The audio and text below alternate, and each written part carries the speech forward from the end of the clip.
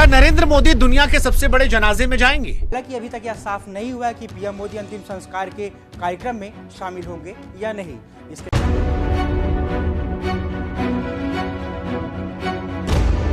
The Iranian President Masoud Pezeshkian has invited the Indian Prime Minister Narendra Modi to the state funeral and burial ceremonies for Ali Khamenei, the former supreme leader of Iran. It is not known yet as to who will represent India at the funeral ceremonies of the Ayatollah. ये वो सवाल है जो इस वक्त सारी दुनिया भारत से पूछ रही है। ईरान के सुप्रीम लीडर खामनेई को फरवरी में अमेरिका इजराइल ने हमला करके मार गिराया। वो खामनेई जिसने 36 सालों तक ईरान पर लोहे की मुट्ठी से राज किया। लेकिन अब जब खबर आ रही है कि युद्ध खत्म हो गया और 4 से लेकर 9 जुलाई तक तेहरान से मशहद तक एक ऐसा जनाजा निकलने वाला है जिसमें 2 करोड़ लोग शामिल होंगे, जिसे इतिहास का सबसे बड़ा जनाजा कहा जा रहा है, तो यह सवाल उठ रहा है कि क्या भारत के प्रधानमंत्री नरेंद्र मोदी उस जनाजे का हिस्सा बनेंगे? सारी दुनिया की निगाहें भारत पर टिकी है क्योंकि ईरान ने प्रधानमंत्री मोदी को न्योता भेजा है, लेकिन इस न्योते के आते ही भारत फंस भी गया है। मोदी गए तो अमेरिका इजराइल भड़क सकते हैं, नहीं गए तो ईरान नाराज हो जाएगा और चाबहार सीधा दांव पर लग जाएगा। अब एक तरफ दशकों पुरानी दोस्ती खींच रही है, दूसरी तरफ वॉशिंगटन आंखें दिखा रहा है। उधर पाकिस्तान का प्रधानमंत्री वो अपना बैग पैक किए बैठा है कि हम जाएं, क्रेडिट लेकर आ जाएं, रिश्ता ईरान से बेहतर कर लें, भारत को अलग थलग दिखा दें। लेकिन सवाल यह है कि भारत क्या करेगा, किसे नाराज करेगा? क्या दुनिया का सबसे बड़ा जनाजा प्रधानमंत्री नरेंद्र मोदी की विदेश नीति की सबसे बड़ी और कड़ी परीक्षा बनेगा? मध्य पूर्व की सियासत में कुछ नाम सिर्फ नेता नहीं होते बल्कि एक पूरे दौर की पहचान बन जाते हैं। 3 दशक से ज्यादा समय तक ईरान की राजनीति, विदेश नीति और धार्मिक नेतृत्व की धुरी रहे आयतुल्लाह अली खामेनेई अब इतिहास का हिस्सा बन चुके हैं और उनके जाने के बाद से ईरान न केवल अमेरिका और इजराइल से जंग लड़ रहा है बल्कि अमेरिका की बड़ी आर्थिक पाबंदियां भी झेल रहा है। लिहाजा 4 महीने बाद ईरान ने अपने नेता आयतुल्लाह खामेनेई की अंतिम विदाई करने का फैसला लिया है, जिसमें ईरान ने पीएम मोदी को शामिल होने का न्योता दिया है। राजनयिक सूत्रों की माने तो राष्ट्रपति पेजेस्कियन ने पीएम मोदी को अंतिम संस्कार के कार्यक्रम में शामिल होने के लिए आमंत्रित किया है। हाल साथ ही इसकी भी जानकारी नहीं मिली है कि भारत की ओर से कौन ईरान जा सकता है। आपको बता दें कि इसके पहले जब मई 2024 में ईरान के तत्कालीन राष्ट्रपति इब्राहिम रईसी की हेलीकॉप्टर दुर्घटना में मौत हुई थी, तब भारत में एक दिन के लिए राष्ट्रीय शोक की घोषणा की गई थी। वहीं रईसी के अंतिम संस्कार में शामिल होने के लिए भारत ने एक प्रतिनिधि मंडल भेजा था, जिसकी अगुवाई तत्कालीन उपराष्ट्रपति जगदीप धनखड़ ने की थी। आपको बता दें कि आयतुल्लाह खामेनेई की 28 फरवरी को इजराइल अमेरिका के हमले में मौत हो गई थी। इसके बाद 4 मार्च को उनका अंतिम संस्कार होना था, लेकिन अमेरिका और इजराइल के साथ चल रही जंग की वजह से इसे टाल दिया गया था। अब इसकी शुरुआत 4 जुलाई से होगी। उनके शव को तेहरान के ग्रैंड मुसल्ला परिसर में अंतिम दर्शन के लिए रखा जाएगा। इसके बाद 9 जुलाई को मशहद स्थित इमाम रजा दरगाह में दफन किया जाएगा। लिहाजा खामनेई के अंतिम संस्कार से जुड़ी 5 रस्में 9 जुलाई तक चलेंगी। एक फैसला, 3 ताकतें और पूरी दुनिया की निगाहें भारत पर, और आज इस सवाल का जवाब हम आपको देंगे। नमस्कार, मैं हूं शुभांकर मिश्रा और आज दुनिया के सबसे बड़े जनाजे में प्रधानमंत्री मोदी जाएं ना जाएं, इसकी एक एक परत हम खोलेंगे। यह न्योता भारत के लिए जाल कैसे बना है, ये आपको समझाएंगे। लेकिन सबसे पहले आपको समझना यह होगा कि यह न्योता कब आया और क्यों इतना भारी पड़ रहा। तो खबरों की माने तो ईरान के राष्ट्रपति मसूद जो हैं, उन्होंने यह निमंत्रण 23 जून मंगलवार को भारत को भेजा। दिल्ली ने अभी तक कोई फैसला नहीं किया है, यानी जाएंगे नहीं जाएंगे, सरकार दोनों बात को लेकर चुप्पी है। और यह चुप्पी अपने आप में बताने के लिए काफी है कि मामला कितना नाजुक है, क्योंकि आप खुद सोचिए कि भारत एक ऐसे मोड़ पर खड़ा है जहां एक तरफ ईरान है, वो देश जिसके साथ भारत का चाबहार पोर्ट का बड़ा दांव लगा है, जो भारत को पाकिस्तान को बाईपास करके अफगानिस्तान, मध्य एशिया तक पहुंचाता है, और जो भारत की ऊर्जा सुरक्षा और पश्चिम एशिया की पूरी रणनीति से जुड़ा है। लेकिन वहीं दूसरी तरफ अमेरिका और इजराइल है, जिन्होंने खुद खामनेई को मारा, और दोनों के साथ भारत के रिश्ते आज सबसे ऊंचाई पर हैं। इसलिए अब आप ही बताइए कि जिस आदमी को अमेरिका इजराइल ने मारा, उसके जनाजे में अगर भारत का प्रधानमंत्री खड़ा दिखे तो वॉशिंगटन और तेल अवीव क्या सोचेंगे? और अगर मोदी नहीं गए तो तेहरान इसे क्या मानेगा? एक दोस्त की बेरुखी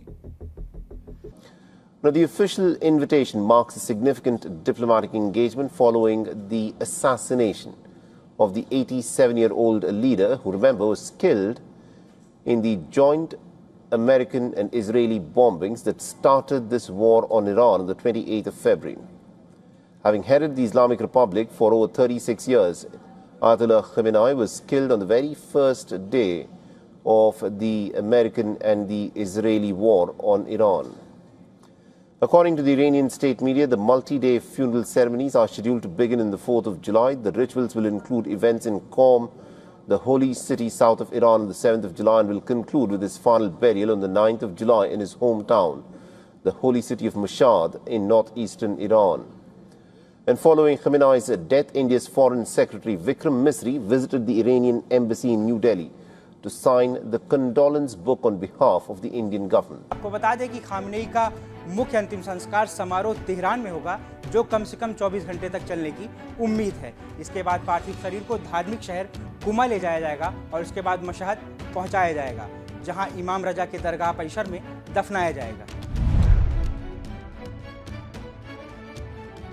मशहद ईरान का दूसरा सबसे बड़ा शहर है। यह देश के उत्तर पूर्वी हिस्से में स्थित है और शिया मुसलमानों का सबसे प्रमुख धार्मिक केंद्र भी माना जाता है। शहर की सबसे बड़ी पहचान इमाम रजा की दरगाह है। इमाम रजा शिया मुस्लिम परंपरा के 8वें इमाम थे। उनका दरगाह दुनिया के सबसे बड़े धार्मिक स्थलों में शामिल है, जहां हर साल करोड़ों श्रद्धालुओं दर्शन के लिए पहुंचते हैं। खामनेई को मशहद में दफनाने से उनका नाम शिया इस्लाम के सबसे सम्मानित धार्मिक नेताओं की श्रेणी में मजबूती से जुड़ जाएगा। दिलचस्प बात यह है कि भारत में भी इस मौत की गूंज सुनाई पड़ी थी। श्रीनगर से लेकर लखनऊ तक खामनेई के पोस्टर लेकर शोक जुलूस निकले थे। यानी मामला सिर्फ कूटनीति का नहीं बल्कि भावनाओं का भी है। पर यह पूरी कहानी समझने के लिए लौटना होगा 28 फरवरी को, जिस दिन सब बदल गया था। आपको याद होगा खामनेई को कैसे मारा गया था। 28 फरवरी 2026 सुबह के 8:15 बजे ईरान के 24 सूबों पर एक साथ मिसाइल गिरती है। अमेरिका इजराइल का अब तक का सबसे बड़ा साझा सैन्य ऑपरेशन होता है और निशाने पर ईरान के सबसे बड़े नाम, सबसे ऊपर एक नाम अयतुल्लाह अली खामनेई थे, जिन्हें मार दिया गया। खामनेई को मारना आसान नहीं था, क्योंकि जून 2025 में 12 दिन की जंग के बाद वो लगभग गायब हो गए थे। कहा जाता है कि इतने गहरे बंकर में गए थे कि लिफ्ट को नीचे पहुंचने में 5 मिनट से अधिक समय लगता था। जमीन के नीचे कई परतों के पीछे दुनिया का एक सुरक्षित आदमी मौजूद था। लेकिन फिर एक मौका मिला। शुरू में डोनाल्ड ट्रंप ने कहा था उन्हें पता है खामनेई कहां है, वो आसान निशान है, लेकिन अभी नहीं मारेंगे। और फिर खबर आती है, CIA महीनों से खामनेई की हर हरकत, हर ठिकाने पर नजर रखती है, और जैसी ये खबर मिलती है कि वो नीचे से ऊपर आ रहे हैं, हमला तय किया जाता है। उनके कॉम्प्लेक्स पर हमला होता है और खामनेई ही नहीं, उनकी बेटी, दामाद, नाती सब मारे गए। फिर एक खेल शुरू हुआ। ईरान ने कहा था वो सुरक्षित हैं, बाद में फिर आया कि मारे गए। नेतन्याहू की मौत की बात भी आ गई थी। बहुत सारी थ्योरीज चली थी उस वक्त। दुनिया असमंजस में चली गई थी, लेकिन आखिर में पता लगा कि खामनेई का 36 साल का राज खत्म हो चुका है। लेकिन अब आते हैं उस सवाल पर जो बड़ा अहम है कि क्या इसे दुनिया का सबसे बड़ा जनाजा कह सकते हैं, और ये जनाजा इतना अलग क्यों है? क्योंकि इतने लंबे समय बाद जनाजा नहीं निकलता। फरवरी घटना है, आज हम और आप जून में आ चुके हैं। दुनिया इस जनाजे की बात कर रही है। 4 जुलाई को यह जनाजा होगा, उसी दिन जब अमेरिका अपना स्वतंत्रता दिवस मनाता है। वो अमेरिका जिसने खामनेई को मारा, अब उसी की आजादी के दिन खामनेई का जनाजा निकलेगा। इससे आप इत्तेफाक कहें, विडंबना, या जानबूझकर किया गया प्लान। इस्लामी परंपरा के अनुसार आमतौर पर शव को 1 या 2 दिन में दफनाया जाता है, लेकिन खामनेई का जनाजा महीनों तक टाला गया। अब ये जनाजा अमेरिका के इंडिपेंडेंस डे के दिन रखा गया है। हैरानी इस बात की है कि जब उसी जंग में मारे गए दूसरे बड़े नेताओं को दफना दिया गया, तो फिर खामनेई के शव को क्यों रखा गया? उसकी कई वजह है। पहला, जंग के हालात, भारी भीड़ का अंदेशा, फिर युद्ध, और अब 4 और 5 जुलाई को खामनेई का शरीर जो है वो तेहरान के विशाल ग्रैंड मुसल्ला परिसर में आखिरी दर्शन रखा जाएगा। 6 जुलाई को तेहरान में जुलूस, 7 को धार्मिक शहर कुंभ में समारोह, और फिर सबसे खास इराक की सरहद पार नजफ और करबला की पवित्र दरगाहों में भी प्रार्थनाएं होंगी। यानी ये सिर्फ ईरान का जनाजा नहीं होगा, बल्कि पूरे शिया जगत का सरहदों के पार फैला एक आयोजन है। और फिर 9 जुलाई को मशहद में इमाम रजा की दरगाह में उन्हें दफनाया जाएगा। अब वो आंकड़ा जो सबको चौंका रहा है। ईरान के अधिकारियों की माने तो 3 शहरों को मिलाकर करीब 2 करोड़ लोग इस जनाजे में शामिल होंगे। बस लौटते उस सवाल पर जिससे कहानी की शुरुआत हुई थी, भारत मोदी और वो फैसला जो आसान नहीं। सवाल कि मोदी जाएं या ना जाएं। खामनेई की मौत के बाद दुनिया के सबसे बड़े जनाजे में जाने में भारत और प्रधानमंत्री मोदी की मजबूरी क्या है? तो देखिए, एक तरफ ईरान, जैसा हमने बताया, चाबहार जो है वो भारत के लिए सिर्फ बंदरगाह नहीं है। ये भारत के लिए वो चाबी है जो पाकिस्तान का दरवाजा बंद होने पर अफगानिस्तान और मध्य एशिया का रास्ता खोलती है। दशकों की मेहनत, अरबों का निवेश और एक भरोसेमंद रिश्ता। ईरान से दूरी भारत को महंगी पड़ सकती है, लेकिन अमेरिका आज भारत का एक बड़ा रणनीतिक साझेदार भी है, ये भी सच है। व्यापार, तकनीक, रक्षा, हर मोर्चे पर इजराइल भी भारत का एक भरोसेमंद हथियार, तकनीक सप्लायर है। इन दोनों ने मिलकर खामनेई को मारा है। ऐसे में उनके दुश्मन के जनाजे में भारत के पीएम का खड़ा होना एक बड़ा कूटनीतिक संदेश होगा और ये वॉशिंगटन को चुभ सकता है। यही एक परत जुड़ती है क्योंकि ठीक इसी जून की 17 तारीख को ट्रंप और ईरानी राष्ट्रपति ने स्विट्जरलैंड में एक समझौते पर दस्तखत किए, जहां 4 महीने से चल रहे युद्ध को खत्म करने के लिए 60 दिन का रोड मैप तैयार किया गया। अब ऐसे नाजुक वक्त भारत को हर कदम संभल कर चलना होगा, लेकिन सवाल यह, भारत के पास रास्ता क्या है?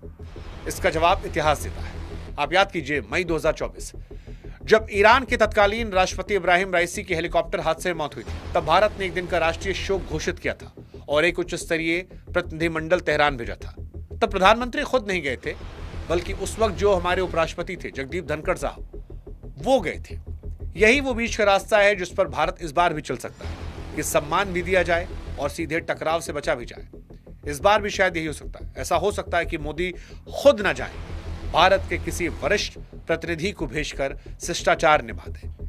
लेकिन ध्यान रखिए कि इस बार हालात रईसी से कहीं ज्यादा गर्म है, क्योंकि इस बार मरने वाला व्यक्ति ईरान का सुप्रीम लीडर है। वो व्यक्ति जिसके भारत में भी करोड़ों चाहने वाले हैं और मारने वाले भारत के दोस्त। यही इस पूरे खेल में किरदार है जो भारत के फैसले को मुश्किल बना रहा है। उधर पाकिस्तान के प्रधानमंत्री शहबाज शरीफ इस जनाजे में शामिल होने की तैयारियों में बड़े पगलाए हुए हैं। शहबाज इस पूरे युद्ध को रुकवाने वाली मध्यस्थता में भी आगे रहे, यानी ईरान में उनकी पैठ पहले से गहरी हुई है। अब अगर पाकिस्तान का पीएम वहां मौजूद है, भारत गायब रहे, तो ईरान के साथ रिश्तों में क्या यह फर्क पड़ेगा? ये दबाव भी है जो भारत को आसानी से ना कहने की इजाजत नहीं देता। प्रधानमंत्री को जाना चाहिए, क्योंकि प्रधानमंत्री जब इजराइल में जाकर खड़े होकर बोल दिए कि मैं इजराइल के साथ खड़ा हूं, तो प्रधानमंत्री को जाना चाहिए ईरान के साथ पास भी। हमारी फॉरेन पॉलिसी ये रही है कि हम सबके साथ रहते हैं, अपना देश का फायदा देखते हैं। इजराइल के साथ हम जाकर पूरा अपना उधर ही लगा दिया। उधर हमारी 70 साल की पूंजी को हमने इजराइल के साथ लगा दिया। अब देखिए क्या हुआ।